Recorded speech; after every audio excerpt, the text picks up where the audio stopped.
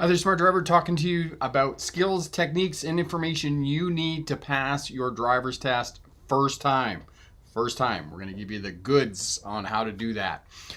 Few people here already. Marion is here, tuning in from Vancouver. 85 is here. Hello, hello. Corey, Brooks for Wheels, he is the moderator, does an excellent job of getting up the videos I suggest you have a look at for more information on the questions you asked to be successful in passing your driver's test first time and being a safer, smarter driver. 85 is here. Hello, my friend. Yes, my weekend was good. How was your weekend? And 404 needs some help with parallel parking. Now, most people who are preparing for a driver's test do it backwards, and I have said this before. They go out, they get their learner's permit, they drive around on the freeway, out on the roadways, the suburbs, those types of things, and then 3 days before their driver's test, they're like, oh my God, I got to learn how to parallel park. I got to learn how to do a three-point turn. Don't do it that way. Get your learners, go to a parking lot, work in the parking lot, back into a parking space, do your three-point turns, do your parallel parking, do those slow speed maneuvers first. It will be easier once you're out on the roadway because the slow speed maneuvers will teach you two things. They will teach you mastery of the accelerator, the brake, and the steering wheel. And second, they will teach you where your vehicle is in relation to other things on the roadway, other traffic, other fixed objects, light standards, traffic signs, concrete islands, those types of things. You need to figure out where your vehicle is in space and place so that you don't get into a crash and you don't hit something. And what teaches you how to do that is slow speed maneuvers. And one of the best exercises that I have in my instructor's toolkit that I use for new students is we have alleyways and other places in parking lots here in the city that I live in. And I get students to back up in a straight line for a block, maybe 2 blocks. Sounds crazy, but it is an exercise that works really well for helping students to figure out where their vehicle is in space and place. Also teaches them control and mastery of the accelerator, the brake, and the steering wheel. Do the slow speed maneuvers first and then get out on the roadway and do what you need to do. So Corey's put up the video on how to parallel park 404 there for you. That'll help you out. Elevator fan, say hi to your mom for me. Don't know how frustrating it is at times. 85. Oh, I missed something. Tuning in from Central Maryland. Yes, and we're having a return to winter in the last couple of weeks of February. Yeah, it's not done with us yet. We're not into the middle of March, so yes. Here we are going back into winter, especially here in Western Canada. It's going to plummet into the minus 15 degrees Celsius, which is, I don't know what, 5 degrees Fahrenheit for us. So yeah, it's going to be chilly. Elevator fan, I was cut off on the highway this last Sunday. I had to change lanes to avoid a crash. Awesome. Glad to hear that you're okay, elevator fan, and that you did not, in fact, get into a sideswipe crash on the highway. And one of the advanced defensive driving techniques, best practices, if you have the choice between a head-on crash and a sideswipe crash, pick the sideswipe crash every time, because most of these sideswipe crashes only result in property damage, whereas head-on collisions are going to result in injury, death, and you're going to take your chances. I mean, there's lots of safety features in modern vehicles. However, sideswipe crashes are your better option. For those of you watching on the replay, down in the description there's an article, Why We Should All Be More Afraid of Driving. Have a look at that article and you'll give you the reason why that is when you're driving, and best practices, defensive driving practices. We're going to talk about that as well, because the skills and techniques that you learn in preparation for passing a driver's test is these are the beginnings of best practices for driving and keeping yourself safe and not having a crash. We've talked in the last couple of weeks about left-hand turns. 2 schools of thinking on left-hand turns. One is to move into the intersection. Most people don't move into the intersection. I would say 92-93% of drivers don't move into the intersection. A very small percentage of them do. I teach drivers to stay at the edge of the intersection. You're still in the intersection, okay? You're not hanging back at the stop line or back at the crosswalk. You're actually in the intersection. You're committed to the intersection, but you're not physically in it. And it's called meeting the gap. You're seeing the vehicle on the other side in front of your gap, the space in which you can turn. The vehicle hits the stop line on the other side of the intersection, and then you start driving straight forward into the intersection to meet that vehicle, to meet the gap, and then you execute your turn. And you actually turn faster because you now have some speed built up, and you can reduce the amount of time that you're in the crosshairs of the oncoming traffic, and other vehicles will not honk at you if you do it correctly and get a bit of training and have somebody help you with that. In addition to that, I had a train of thought on the left-hand turns and forgot what it was. Anyway, what I want to talk about tonight is I want to try and make a connection between the skills and abilities that you're going to learn in preparation for passing your driver's test and connecting those to best practices for defensive driving. Why we teach you these skills and abilities and why they're in, state laws and those types of things. Now, one of the problems that we have with driver's licensing is that it is at the provincial, at the state level, and we get minutia that's different from one state to the other, which is problematic, especially for somebody like me online who's trying to teach people how to do things, and then you've got other people involved in this, driving examiners and whatnot, and they're like, oh no, it doesn't happen like that in our state. And here's an example of this. So the pass your driver's test in Washington State that I have up, I had a driving examiner come back and leave a comment on that video saying that students don't have to stop before the sidewalk. And the examiner is absolutely correct. That's what it says in the driver's handbook for Washington State.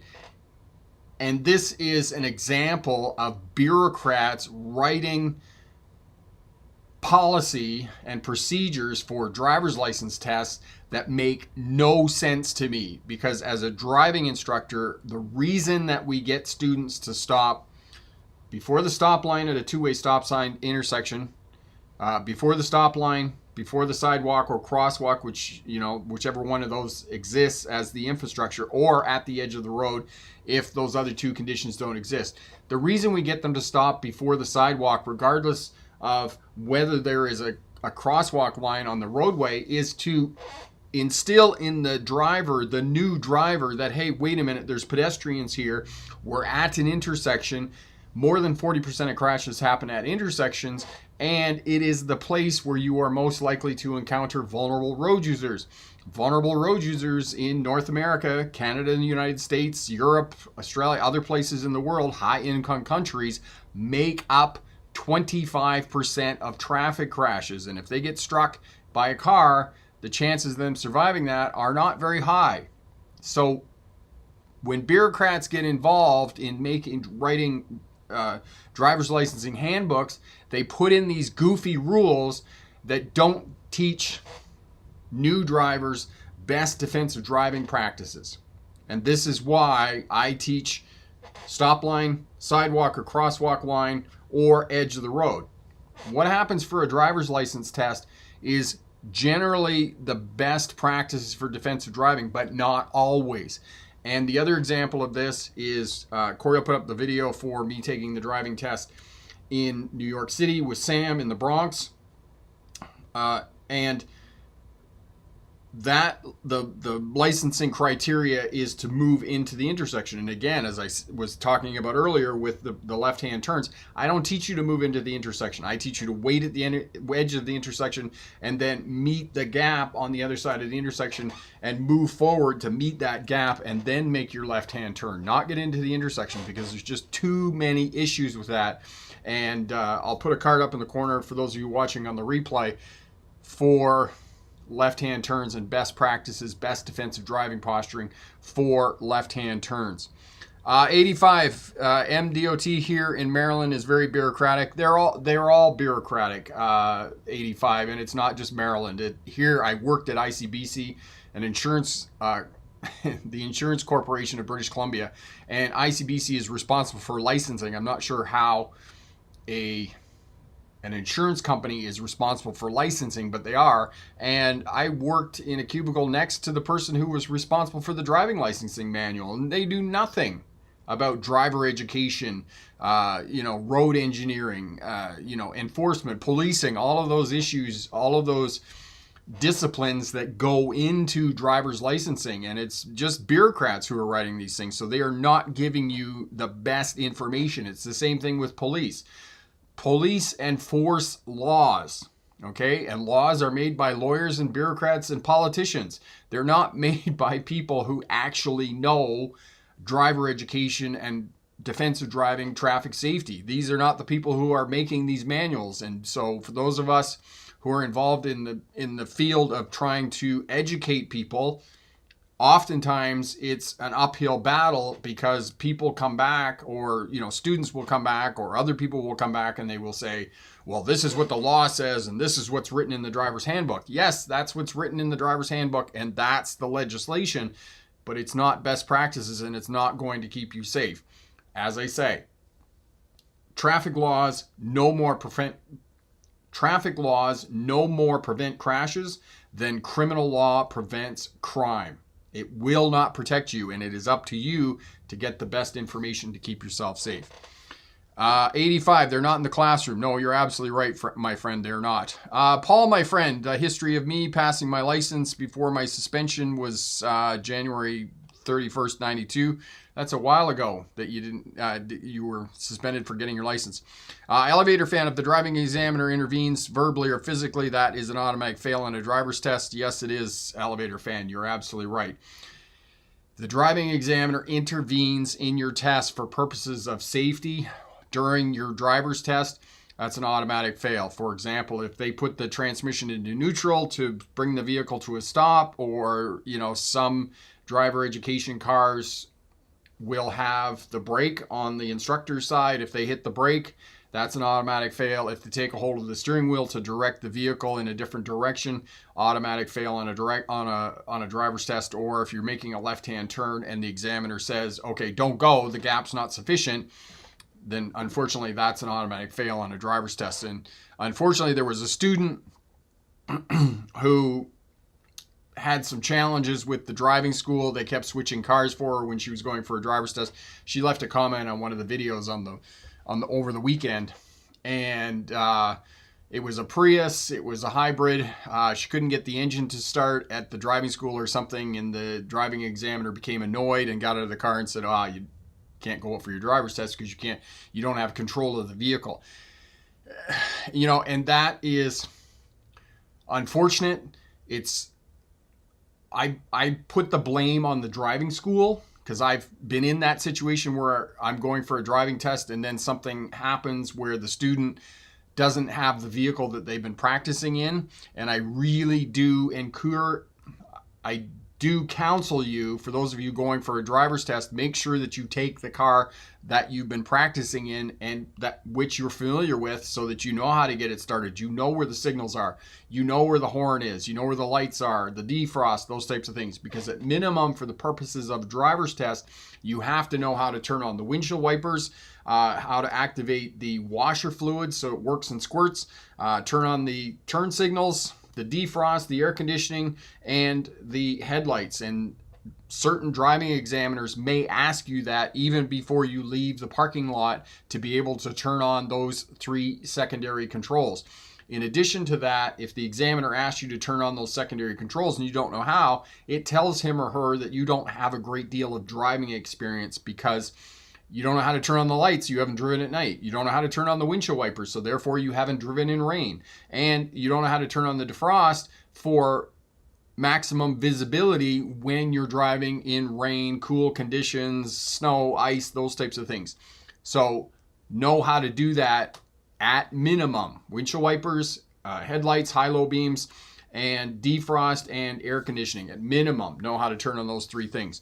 And Corey's put up the video on beginner drivers. Don't let car controls confuse you. Know how to do the secondary controls. Thank you for that, Corey. Excellent. So this is what we're talking about. We're talking about how to pass the driver's test. We're talking about the skills and abilities and information that you need to know how to do. The other point that I want to make about Washington State and the video that I have put up, I have got a lot of different comments from, I don't know what they're called, Washingtonites, people that live in the state of Washington. Every driving test center is different. Let me repeat that. Every driving test at different driving test centers is different. The examiners are different, the routes are different, the traffic signs are different, the traffic is different, and the requirements that they get you to do may be different. In the state of Washington, for example, I said, oh, you got to do a 3-point turn. They don't make you do a 3-point turn in the state of Washington. They make you back into a parking space. They make you do parallel parking, and in some places in Washington State, they will make you back up 50 feet along a curb. So it depends on which driving test center you're at, regardless of it, whether it's Washington, it's Hawaii, Mississippi, Missouri, Maryland, Delaware. It doesn't matter what state you're in. All of the driving tests are different. So the counsel that I give to you is to practice in and around the test center 3 or 4 times. Go in on the weekends, go in after hours. And some of these driving test centers will get you to do the parallel parking with pylons, and you'll have to know how to do that. And Corey will put up the video for you on how to parallel park with pylons. Other ones will make you do it on the roadway. Now, it's unlikely that they'll make you parallel park between 2 cars. Generally, they find 1 car and they make you parallel park in behind it. They don't make you parallel park between 2 cars. Now, I know that I've said that. Some smart driver will come back and say, well, I took my test the other day. They made me park between 2 cars. Maybe they will, right? And the other video Corey will put up for you is 10 chance happenings, things that could happen on your driver's test that you may not be ready for. So have a look at that video as well and make sure that you are, prepared in case, there's a big truck blocking the road. There is a crash along the roadway, or there's construction, or you have to detour or something like that. So have a look at that video as well to be successful and pass your driver's test first time. The other thing is that at least one time, go to the driving test center at the time that your test is scheduled. So if your test is on Thursday at 10 o'clock in the morning, for example, go during the weekday and practice in and around the test center, okay? Don't go into the test center if it's during business hours, okay? That's just not cool because you're interrupting with people that are working there and driving examiners that are executing tests, or driving examiners that are administering tests. So don't go in during business hours. Go in after hours, go in on the weekend. Some of these driving test centers as well, in the state of Ohio, you have to do the Ohio Maneuverability Test. The Ohio Maneuverability Test. We have a course for the Ohio Maneuverability Test over at the Smart Drive Test website.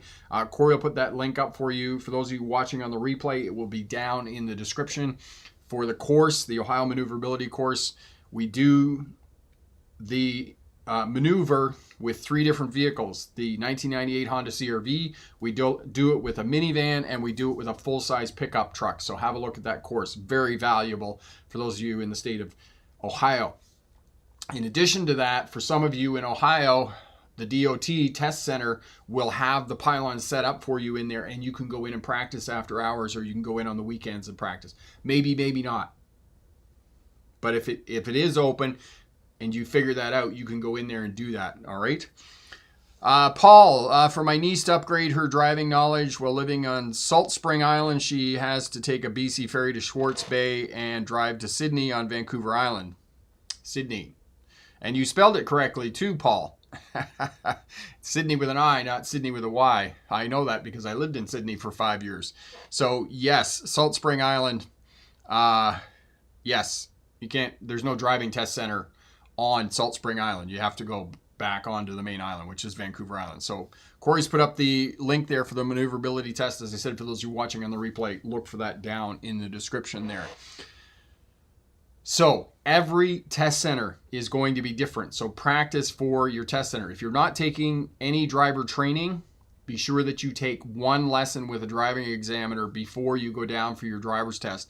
They will take you on the test route. They will show you where they're going to do the slow speed maneuvers, and they will give you feedback on your driver's test. Keep in mind, driving instructors such as myself, we teach people how to pass a driver's test every day, and the feedback that you get on the skills that you may need to improve to be successful on your driver's test are valuable, incredibly valuable, right? Because you want to do it once. You don't want to do it again. You know the saying, right? If you don't do it right the first time, when are you going to find time to do it again?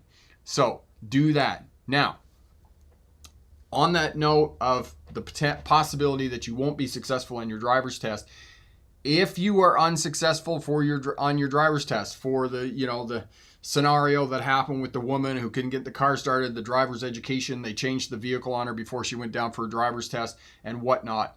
If you're not successful on your driver's test, as soon as the driving examiner says to you, sorry, you didn't pass, you failed your driver's test, here you go. If there isn't a waiting period, so some places will have a waiting period that you have to wait a week or 3 days or however long.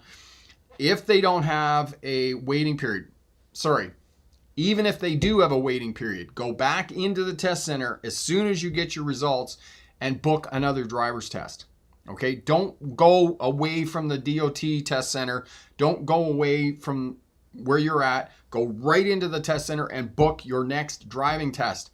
That way you can do your test again. Okay, you've got a deadline. You're going to do it because, don't go home and mope and whine and, eat Doritos and watch nonstop Breaking Bad for 4 days, okay? Don't feel sorry for yourself. Get it done, because don't let somebody else's opinion of you become your reality. The next driving examiner may be golden, absolutely super nice, and everything goes swimmingly in the driving environment. All the traffic is good, and you pass your driver's test.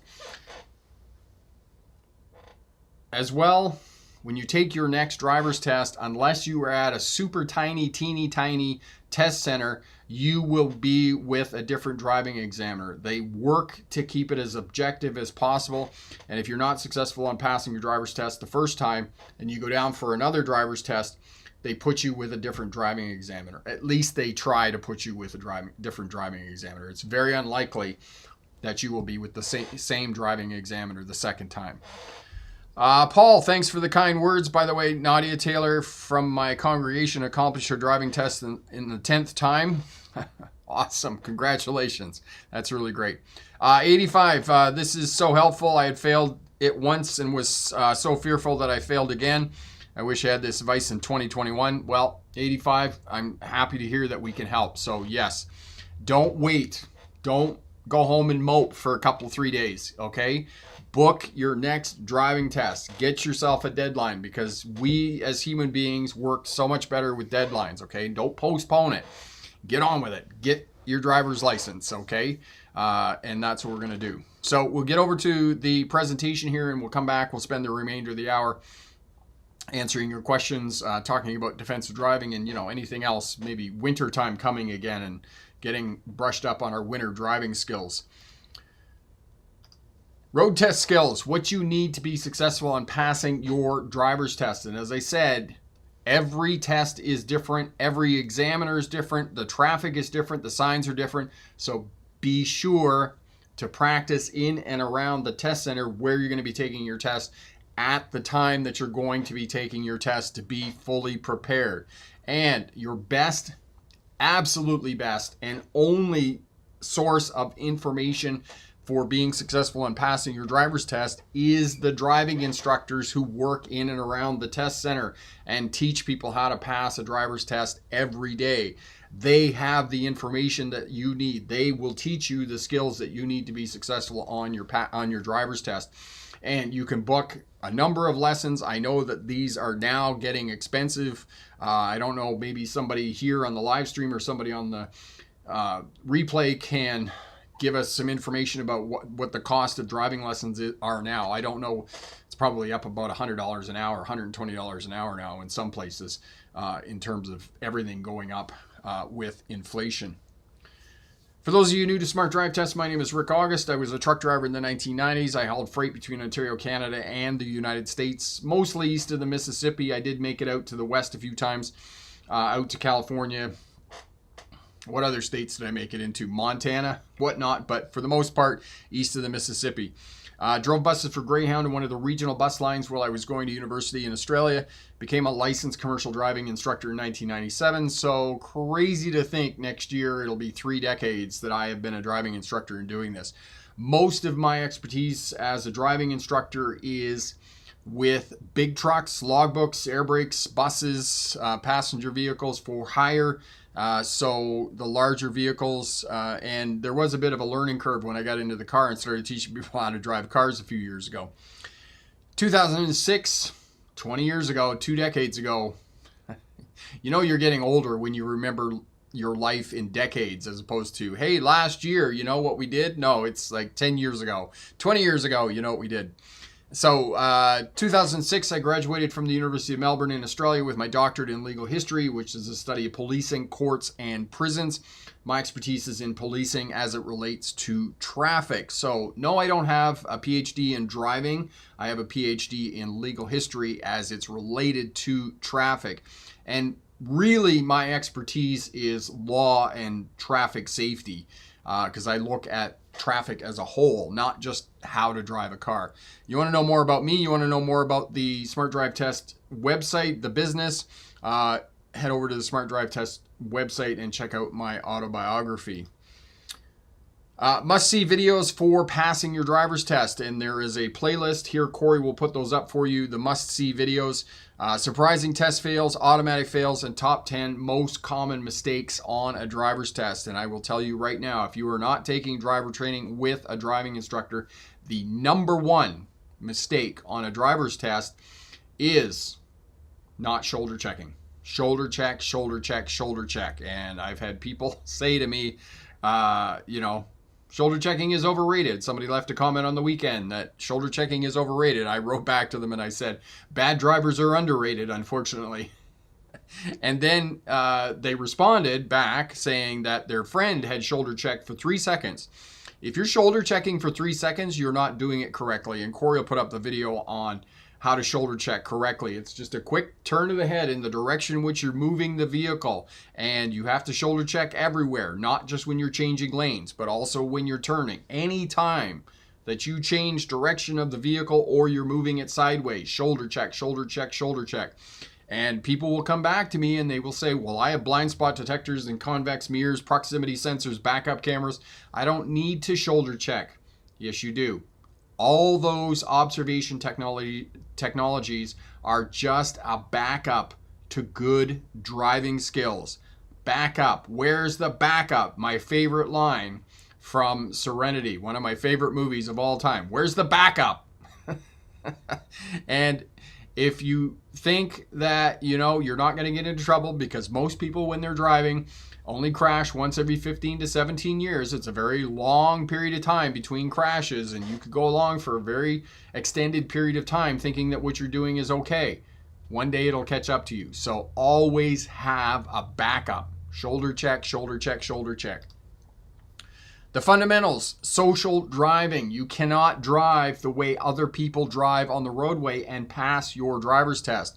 First and foremost, the biggest hallmark of social driving is people follow too close. They stop in traffic too close. For the duration of a driver's test, you need to follow at 2 to 3 seconds, not 2 to 3 car lengths, 2 to 3 seconds. So the vehicle in front of you goes past a fixed object, a sign, a tree, whatnot, and you start counting 1001, 1002, 1003. We measure in time because speed is relative, and therefore the faster you go, the bigger that space gets. And this is why we measure in time. It's not vehicle lengths. It's not an extra vehicle length for every 10 miles per hour. I love that one. That was my favorite one. I feel like I need to get out my calculator. It's like train A leaves station B at 6 p.m. Train C leaves station D at 7:04 p.m. When do the two trains meet? It's like, my God. some of the antiquated methods we have in driver education when we're trying to teach people stuff. It's the same thing with signaling, with shoulder checking. People come back to me and say things and I'm like, why are you making it so complicated? It's not complicated. 2 to 3 second following distance, stopping back in traffic 1 vehicle length. Your landmark for that is being able to see the tires of the vehicle in front making clear contact with the pavement. That's what you need to do, okay? Space management, speed management, observation, and communication. Those are the 4 tools that you need to put in place, not only the skills to pass your driver's test, but also best practices for defensive driving. Traffic signs. Roads are not,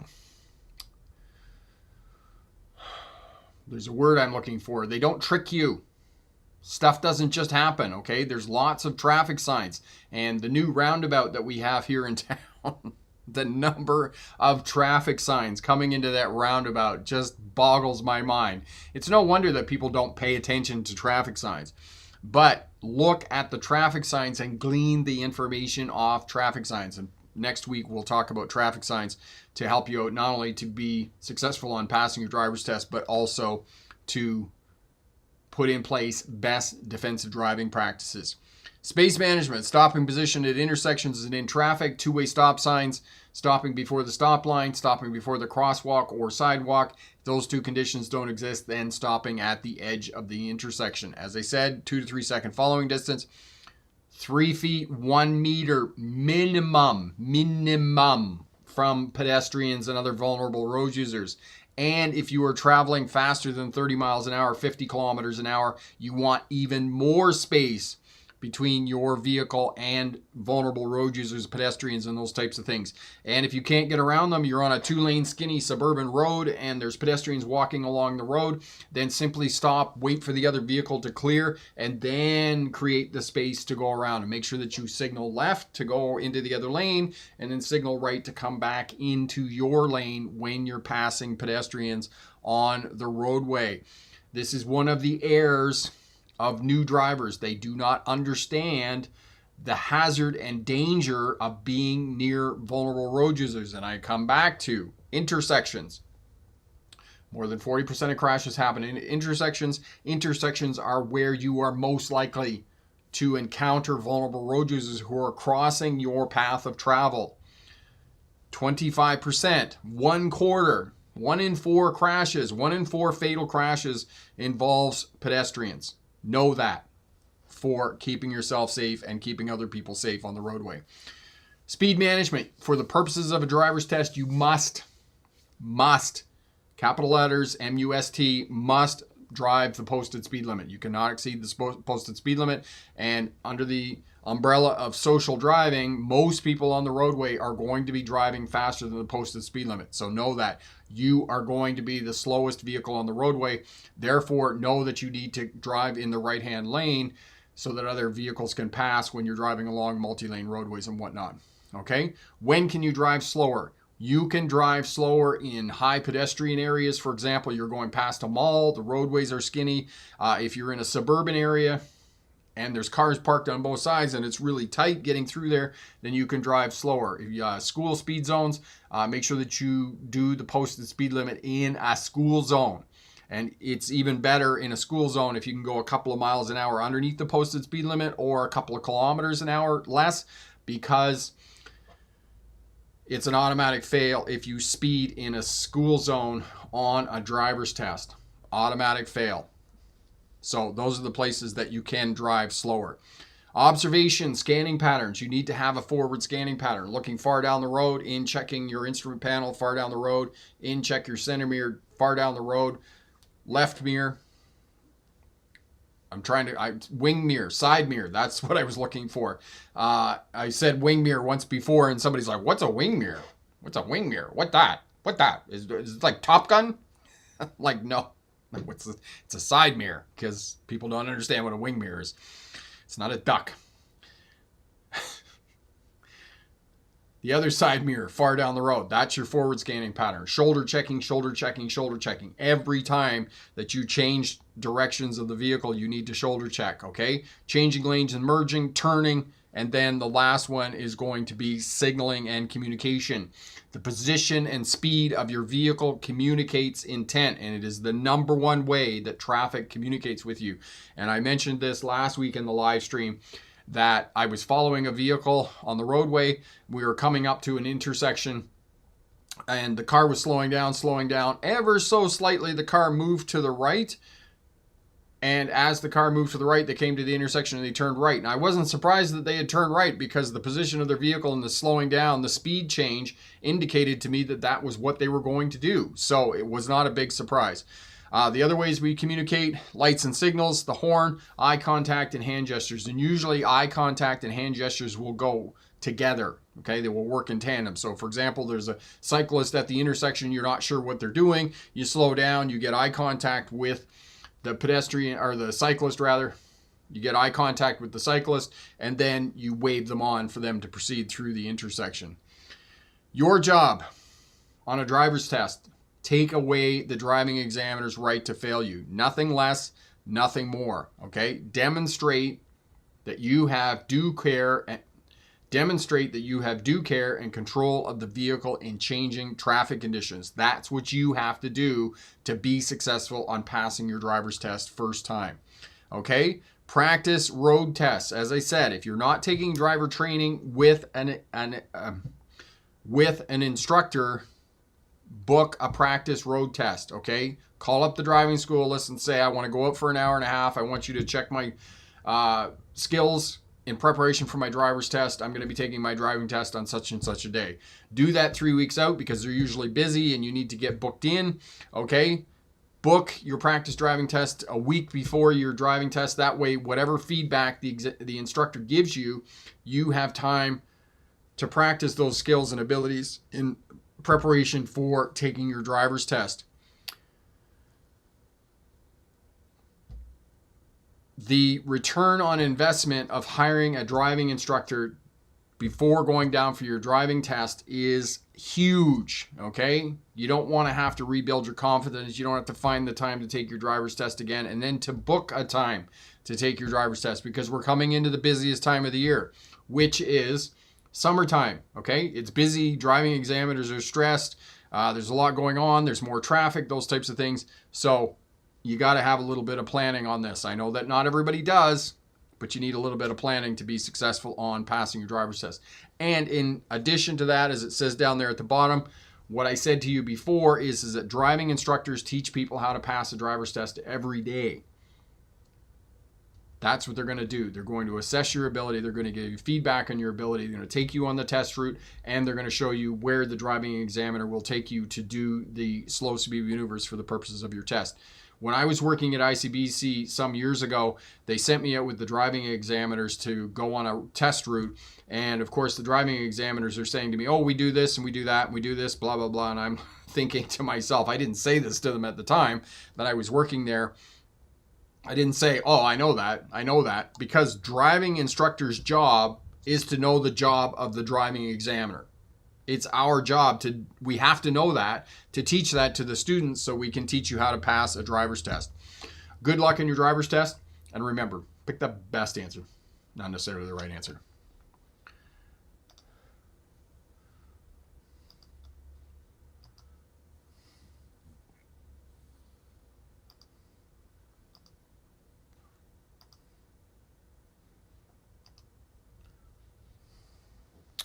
Corey's put up a bunch of videos there for passing your driver's test. Definitely have a look at those. Thank you for that, Corey.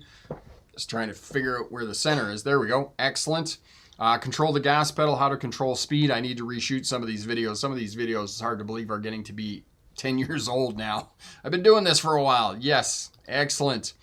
Vanilla, you are most welcome, my friend. Paul, also for young people, learn from me. When I first failed out, I remember freaking out, the examiners, so don't be like me and breathe.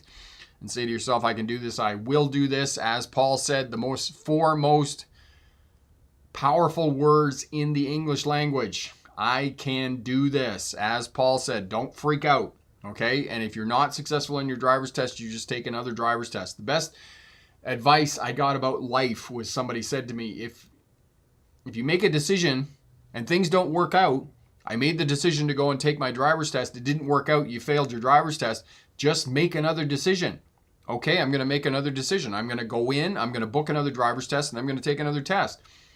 You got to go through life like that. If the decision that you make doesn't work out, then make another decision. Okay, I bought a house, I can't afford it now. Okay, I make the decision that I'm going to have to sell it. So, just make another decision and life will move forward.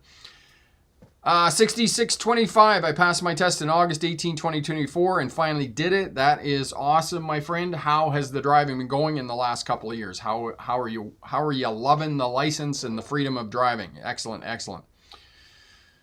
85, yes, Greg's driving school is always booked. The driving schools are always booked, so be sure that you book a driving lesson. Make sure that you book a driving lesson well in advance, 3 weeks, a month in advance, and then that way you can get in and get the information and the education that you need before going down for your driver's license test. Epic, my friend, additionally for new drivers taking the road test in New York State, they recently had a point chart change which states effect today, meaning there's a far deeper penalty, unlicensed drivers, highway racing. Okay, so changes to the law for illegal straight racing is basically what you're talking about there. Loretta, I quit driving at dusk years ago. Also, everyone needs to put deer horns on their vehicles, which really work and would save a lot of road kills and accidents. Loretta, actually, they've done studies to show that those little whistles that you can put on the side of your car, they don't work. They don't work for animals. There are some skills and abilities you couldn't put in place to keep yourself safe at night from other animals and whatnot. But if it happens and animals step out in front of you, in my experience, hitting kangaroos when I drove bus in Australia and hitting deer when I drove truck here in Australia, hitting deer when I drove truck here in the United States, there isn't anything you can do. They step out in front of you and it is instantaneous. It's very difficult to avoid those crashes with animals. Ruben, I've been watching your videos since 2017 when I got my G license. I still watch your videos because I don't want to forget the good habits, and that is awesome, my friend. And how has the driving been going in the last 8 years, 9 years? Crazy to think. It's been almost a decade for you as well, my friend. Monkey, on my test, if I am to back into a parking spot and there is an empty space next to me, is it bad if I go into the spot next to it? A little if I fix myself by the end. Monkey, when you back up into a parking spot, so your reverse stall parking, it's called technically, reverse stall parking, which is basically backing into a parking space, you're allowed one pull-up, okay? If you're in between the lines and you're more or less in the space, just leave it alone because you're nervous, you're under pressure. Just get it into the space, okay? Don't fiddle around with it because sometimes you make it worse than if you just leave it alone when backing into a space. Most cameras now, most people who are going to be taking a driving test, you're going to have a backup camera.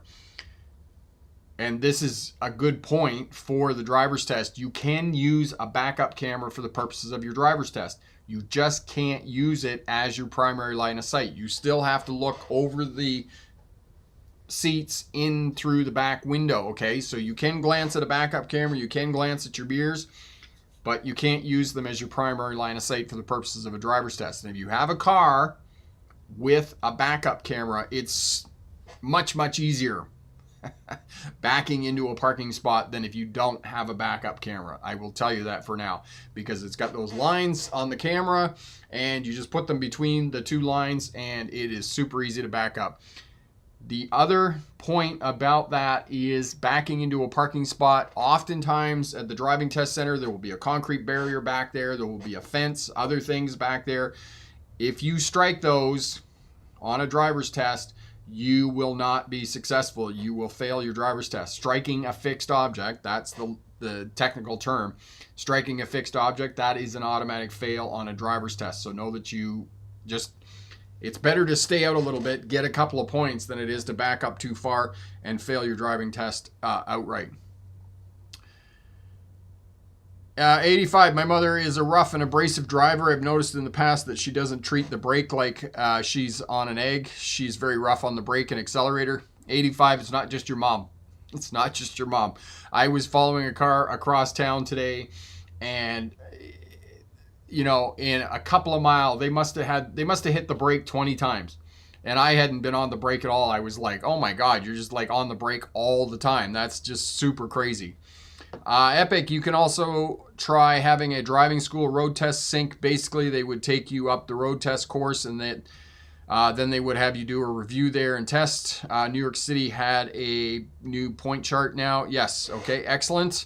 6625, the freedom of driving is absolutely amazing, but I also think of people getting arrested because they didn't focus enough. Yes, distracted driving. No, don't be using your cell phone. I've told the story before of the neighbor. Lovely gentleman. Say hi to him all the time, wave when I walk by, when I'm walking the dog and whatnot. And I come around the corner one day and he's riding his bicycle. And he is not the type of guy that rides a bicycle. And I kind of chuckled and I said, oh, what happened? Did you lose your license? And he said, yeah, I did lose my license. He got caught 3 times for cell phones, using a cell phone while driving, a handheld cell phone while driving. And here in the province of British Columbia, the penalty for that is you lose your license for 6 months if you get caught using a cell phone while driving. So that's what happened. 85, my friend, all the best. You have a great night as well. Take care. Cheers. Loretta, I'm going to answer that. The deer horns have worked for me. The animals freeze and I change them every year. I also have video camera which records everything around me when I'm driving. Excellent, Loretta. If they're working for you, I think that's terrific. Tim, who Drive Smart BC, he's a retired police officer. He's read studies and whatnot. None of the studies have shown that they're effective. But if they're working for you, that's really great. And you must be living in an area somewhere where they have a lot of animals on the roadway and whatnot. I don't drive in places that have a lot of animals on the roadway. Matter of fact, I don't do a lot of night driving anymore. So that's the other thing. 7X, I have a question. Do you recommend using winter tires in Vancouver in the winter, even though it's raining and it is effective, or do you suggest using all season tires during the winter, and are they effective? 7X, living in Vancouver, no, you don't need winter tires. You just need good quality tires on your vehicle.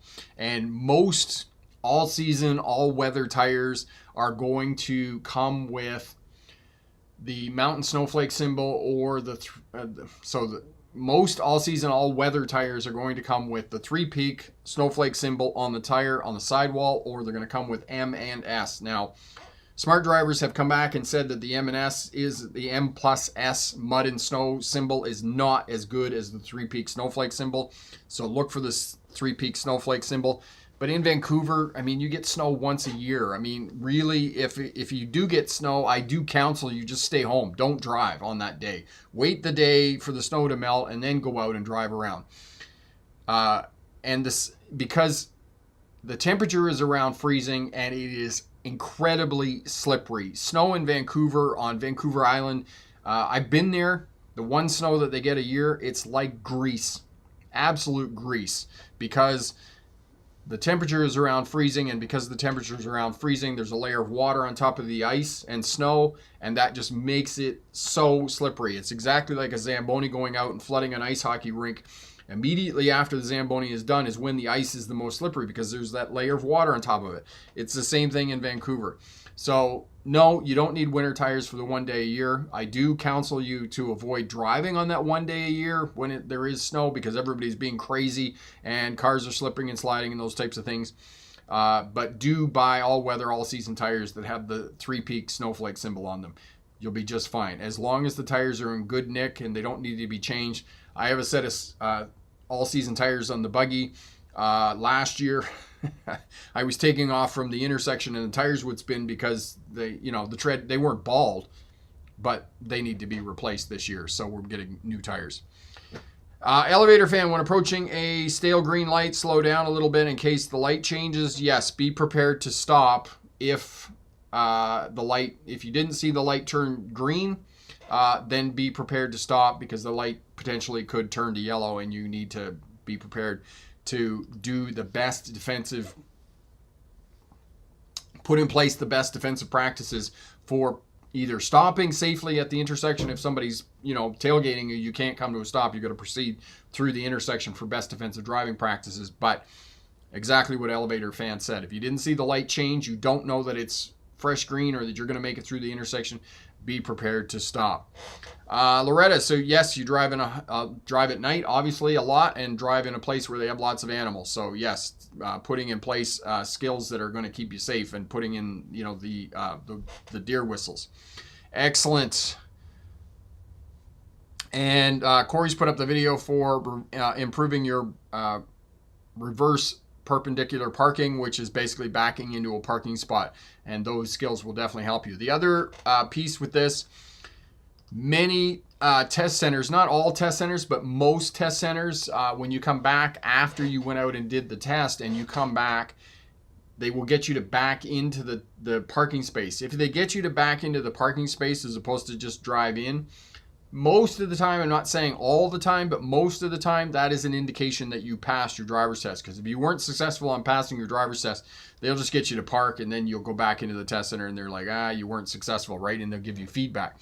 Except for the city of New York, okay? The city of New York, they no longer give you feedback. They no longer tell you after you finish the driving test whether you passed or failed the test, okay? You have to go on their website after 6 p.m. and then you will find out whether you passed or failed your driver's test. Unfortunately, too many people in New York City have abused driving examiners, and they no longer give you feedback, which is really terrible in my thinking, because the feedback, if you're not successful in your driver's test, is so valuable. They can say, you weren't shoulder checking enough, and then you can go away and you can work on your shoulder checks to be successful on passing your driver's test the next time. So it's unfortunate that you're not getting that feedback right away from the driving examiner if you're not successful on your driver's test, but hopefully they put something on the report that they give you when you go in and check on the website. 7X, why does the USA have a higher crash rate than Canada? That's a whole live stream, 7X. Why does the United States have a higher crash rate than Canada? First and foremost, I would argue that they're not as tough on drink driving. They're basically not as tough on all traffic infractions. And they have a country that is based on the automobile, and the automobile has a priority over vulnerable road users. And there's all kinds of literature about socioeconomic status and the number of crashes that a segment of society will sustain. So it's usually the impoverished who are walking and taking public transit and those types of things, and they're the ones who are sustaining the most types of fatal crashes. There's just a lot to unpack there, 7X. And like I said, maybe we can do a whole live stream. I'm just leaving myself a note here. Than Canada, and it's not just Canada. It's also Australia, the United Kingdom, Europe, mainland Europe, other places in the world that why the U.S. has such a high crash rate. So yes, let's do that. Let's have a live stream on just why the United States has so much higher crash rate. And the other question about that, that kind of comes on the tails of that is, as a society, do traffic crash fatalities get to a point where society just says, consciously or unconsciously, is this the price that we're willing to accept for transportation and car ownership? Because I believe, I would need to fact check this, I believe that the United States of America has the highest car ownership anywhere in the world. I mean, most households own 3, 4, 5 vehicles. I mean, it's even the same here in Canada. I go by some houses and there's 5 or 6 cars in the driveway and parked out on the roadways and those types of things, because they've had children, and all the children are teenagers of driving age, and everybody has a car. Everybody has a car. So this is what's going on. But, why does it have such a high crash rate? And it's not, like I said, it's not just Canada. It's other places in the world as well.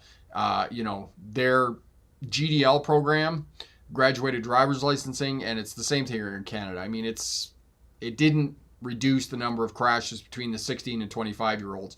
All that the GDL programs did was raise the age at which young drivers are getting a driver's license. Now, young drivers aren't getting a license when they're 16 years old now. They're getting a driver's license now when they're 17, 18 years old, 25 years old. And I'll put this up. I put this up about people getting a license when they're 16 on the community tab. It's a poll that I did, I think it was last weekend. And as I said, I'll put it up on the replay when I edit the live stream here. But most people do not get their license when they're 16 anymore. I mean, my daughter's 16 years old. She's probably not going to get her license until she's 18. So 7X, I really have to go to Vernon this summer to see how driving is there. 7X, if you're coming from Vancouver, it's not a big deal. Vernon is it's an interior rural community. Okay, it's big enough to have some box stores, but it's nothing exciting. It's nothing exciting for sure. Loretta, thank you also for the information on the tires to get Three Peak. Going to get new tires in the spring. Learned a lot tonight. I'm 86 and have never been. Excellent. Loretta, if you can get Michelin tires in the size that you need tires for your vehicle, I'm a huge fan of Michelin tires. Unfortunately, I cannot get them in the size I need for my old Honda CR-V. But for anybody else that can buy tires, Michelin tires are it. I think they're absolutely great. And if anybody has a recommendation for 205/70 R15 tires, 205/70 R15 tires, and has a recommendation, I'm trying to figure out whether I want to buy Nokian tires, which are a brand of Cal Tire, or Goodyear tires. I don't know which ones to buy, whether the Goodyears are going to be better or the Nokian tires. But the Nokian tires have got excellent reviews. They're also guaranteed for 130,000 kilometers, which is about 80,000 miles. So I'm kind of leaning towards the Nokian, but I'm not adverse to driving to the States too to get tires for the buggy as well. So we'll see what happens. 7X in Vancouver, in Metro Vancouver area, especially in Richmond, the Asians crash a lot. I've heard that, 7X, and there are some cultural implications for driving. There's absolutely no doubt about that. Loretta, I will get Michelin tires. Thank you. I buy at Cal Tire. Excellent. Excellent, Loretta. Yeah, if you can get Michelin tires for your vehicle, I really, really endorse them. Elevator Fan, why do drivers hate semi-trucks? Elevator Fan, they hate semi-trucks because they're slow and they're big and they're in their way. That's it. There's your three reasons. They're big, they're slow, they're in their way. Okay? It's social driving. You're in my way. Get out of my way because me first, I'm a good driver. It's the other guy that needs to change. The very fundamental tenet of social driving. 404, can you fail a driver's test if you hit a cone parallel parking? 404, yes you can. That's technically the term for striking a fixed object. So if you hit a cone, it's probably an automatic fail on a driver's test. So don't hit a cone. Go slow, observe, observe, observe, and if you have to pull up and get a couple of points. Paul, my friend, when you were living in Australia, did you use the roundabout? And when you exited, was there ever medians on the right or left and you had to yield to a vehicle approaching the roundabout? Sometimes, all the time. Roundabouts are awesome. And, you know, I've talked about this before, and I've been, driving through the roundabouts because we're getting more of them here. I think we have a half a dozen or 8 of them here where I live now. They put them in as traffic calming devices. Traffic calming devices. Roundabouts are not traffic calming devices, okay? So stop doing the goofy thing that engineers are doing in North America. Don't make them into traffic calming devices. Put them in as roundabouts. And the other thing that I need to tell Canadians and people and Americans, roundabouts. Take a lesson from the Australians. Roundabout means go faster. Oh my God. People following people through roundabouts in North America is painful. It's painful because they insist on slowing down and driving like 8 miles an hour through the roundabout. It just kills me. It's like, go faster. 7X, Goodyear tires, I don't know. I don't know whether they're quality tires. They didn't get as good a ratings as the Nokian tires. So whether Goodyear tires or not, I don't know. But Paul, I love roundabouts. I think they're great. They move more volume of traffic per hour through a roundabout. Yes, like fur babies, Marion. You just had to say that. Fur babies and play dates. Traffic calming devices. Oh my God. Goodyear tires. Yes. Don't know. So they don't get high rated, reviews and those types of things. All right, then we'll leave it there for tonight. If you have any questions, concerns, want information about passing a driver's test, leave a comment down in the comment section. I try and check those most day. We'll help you out, okay? And we're going to leave Marion now with her fur baby on a play date, driving through a traffic calming device. Have a great night, everybody. And remember, pick the best answer, not necessarily the right answer. All the best. Bye now.